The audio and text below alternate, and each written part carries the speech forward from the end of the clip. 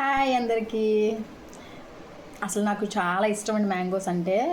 మా నాన్నగారు కూడా చిన్నప్పటి నుంచి మ్యాంగోస్ ఎక్కువ తెచ్చేవారు. సో మ్యాంగో సీజన్లో ఖచ్చితంగా ఎక్కువ తింటాను మ్యాంగోస్. చాలా చాలా ఇష్టం అసలు. ఈరోజు మ్యాంగోస్ తెచ్చుకున్నాము.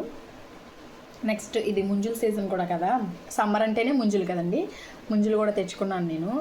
ఇవి కూడా అంటే మా ఊర్ల సైడ్ అయితే ముంజు కాయలతోనే తింటారు. అంటే మేము కళ్ళు ఉంటాయి కదా, ఇలా ఫింగర్ పెట్టుకుని తీసుకుని తింటాం.